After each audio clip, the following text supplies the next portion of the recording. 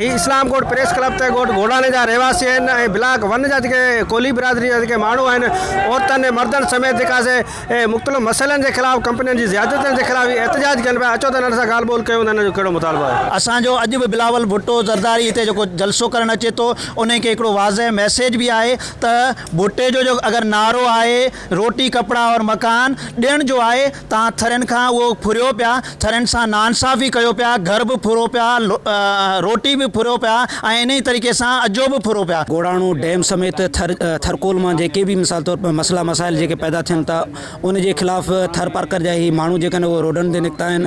हिते अॼु इस्लाम कोट में जेका पीपल्स पार्टी पंहिंजी हिकिड़ी ताक़त जो मुज़ाहिरो करे रही आहे, उन्हनि खे असां इहो ॿुधाइणु चाहियूं था त ही थर जी आवाम जेका आहे उहा बुनियादी हक़नि जे लाइ जेको आहे उहो पंहिंजे रोडनि ते निकितल आहे। कोली कम्यूनिटी ॾाढी मुतासिर आहे। साइनो सिंध ऐं शिंगाई इलेक्ट्रिक हुनजे चौधारी दीवारूं ऐं जेको सो रोड ठाहे छॾिया आहिनि, हुनजो उथणु वेहणु बंदि थी वियो आहे ऐं बेसिकली हुन सां प्राइवेसी जो बि मसइलो आहे, छाकाणि हुननि जे घर में को वॉशरूम त आहिनि कोन, चौधारी मथे ओपियूं ठहियूं पियूं वॾियूं वॾियूं, जंहिंजे करे हू ॾाढा मुतासिर आहिनि।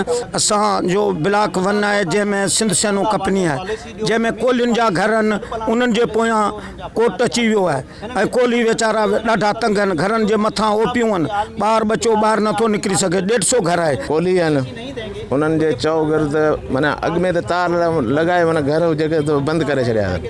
उन खां पोइ हाणे कल्ह खां पोइ जेको क्रेन सां बाक़ाइदे चरी पिया खोटनि।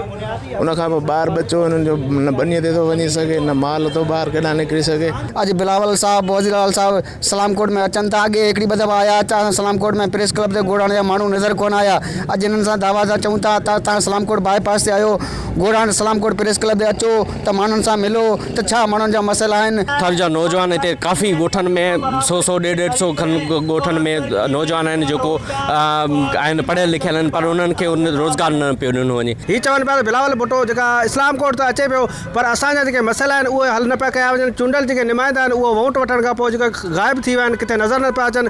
मुतालबो कनि पिया त नोटिस वठी असांजा जेके समूरा मुतालबा जाइज़ जेके मुतालबा आहिनि उहे असांजा हल कया वञनि। गाज़ी बजीर, अवामी आवाज़ TV न्यूज़, इस्लाम कोट। विज़िट कयो अवामी आवाज़ मीडिया ग्रुप जी वेबसाइट awamiawaz.pk।